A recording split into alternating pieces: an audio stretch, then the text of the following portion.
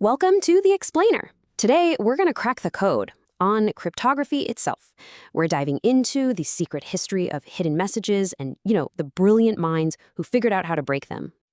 I mean, of course, right? Who hasn't? Well, it turns out that simple desire for privacy, it's fueled this secret war of wits for thousands of years. It's this constant back and forth battle between the people making the codes and the people breaking them. So, to really get a handle on this whole thing, let's start with a classic story. In the world of crypto, we always talk about two people. Alice, who wants to send a message, and Bob, the person she wants to send it to, securely, of course. But, there's a problem. There's always a problem, right? Their communication channel, whether it's a guy on a horse or, the modern internet, it's not secure. There's a third person, our eavesdropper, we'll call him Oscar, and he's listening in on every single word. Okay, so how do Alice and Bob get around this? Well, they use encryption. They take their original message, the plain text, and they use a shared secret, what we call a key, to basically scramble it into unreadable nonsense. That's the ciphertext. So now, when Oscar listens in, all he gets is total gibberish. Problem solved, for now. So let's go back. How did the very first codemakers actually build these digital locks? Their first tries were pretty clever, I'll give them that. Super elegant even. But, and this is a big but, they were also deeply, deeply flawed. Okay, a really famous early one is the Caesar cipher. The idea is super simple. You just shift every letter by a certain number of places. So if your key is 3, A becomes D, B becomes E. You get the idea. I mean, it works if someone just glances at it. But there are only 25 possible keys. An attacker can just try every single one until the message pops out. It's ridiculously easy to break. All right, so they needed something better. A much stronger version is the general substitution cipher. Now, the key isn't just one little number. Oh no. The key is the entire scrambled alphabet. Every single letter gets randomly mapped to some other letter. So, how many possible keys does that give you? The number is 26 factorial. That's 26 times 25 times 24, all the way down. It works out to roughly 2 to the power of 88. Let me be clear, that is a staggering number. We're talking trillions and trillions of possibilities. It's just mind-boggling. So, trying to brute force this, just trying every single key one by one, forget it. It's completely impossible, even for the fastest supercomputers on the planet today. So this code has to be secure. It has to be unbreakable, right? Wrong. So wrong. Because, of course, the code breakers, they're just as clever. They found a shortcut, a massive one. They realized they didn't have to try every key. They found a kind of master key that was hiding right there in plain sight.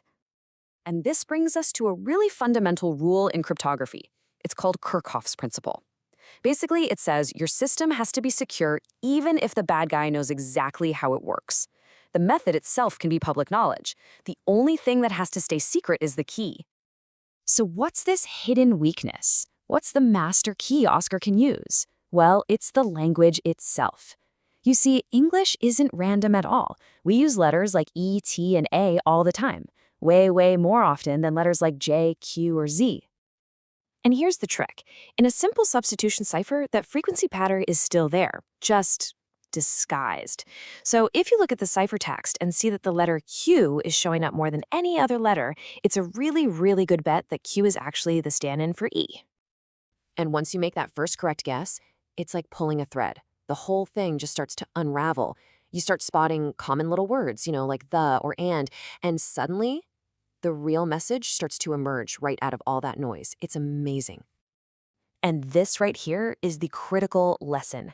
A huge, massive number of keys means nothing if there's a smarter way to pick the lock. Brute force isn't the only way in.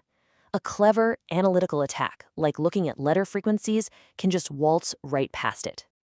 So, as you can imagine, this discovery, this frequency analysis, kicked off an insane arms race. For centuries, it was this back and forth between the code makers building stronger locks and the code breakers finding new ways to pick them.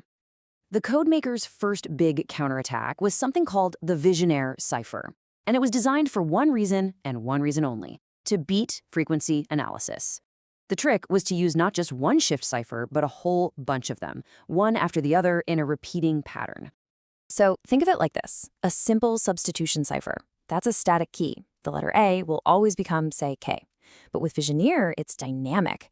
The letter A might become L the first time, then X, then F. It keeps changing based on a keyword. And what does that do?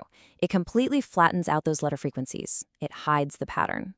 Now, other ciphers went in a totally different direction. Instead of swapping letters out for other letters, something like the transposition cipher just scrambled their order. It's exactly like shuffling a deck of cards. All the same letters are there, but they're all mixed up. The letters themselves don't change, but the words and patterns are just gone. And this constant one-upmanship, this battle of wits, combining substitution and transposition and all these other clever tricks, it eventually went from just pen and paper to these incredibly complex electromechanical machines. And of course, the most famous of them all was the German Enigma machine from World War II. It basically automated this process, creating these ridiculously complex ciphers that would literally change with every single key you pressed. Okay, this is all a really cool history lesson. But what does this long, secret past of broken codes actually teach us about our own digital security? Right now. Okay, lesson number 1, and this is probably the most important one. Cryptography is incredibly hard. Like, brilliant minds spend their whole lives on it hard. So never, ever, ever try to invent your own encryption algorithm. Always, always use the ones that are out there in public, the ones that have been attacked and tested by thousands of experts for years.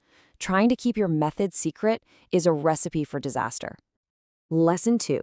While we learned that a giant key space isn't a guarantee, key length absolutely still matters. A lot. Today, a 64-bit key? Yeah. That's not secure. It can be broken. 128 bits? That's kind of the gold standard right now for long-term security. And 256 bits? Well, that's what we're aiming for, to protect us against stuff we can't even fully do yet, like quantum computers. But this whole history, from the simplest Caesar cipher all the way up to the Enigma machine, it all rested on one giant assumption, that somehow Alice and Bob could securely share that secret key to begin with. And that leads to a final, absolutely mind-bending question that changed everything. What if you could send a secret message using a key that everyone knows?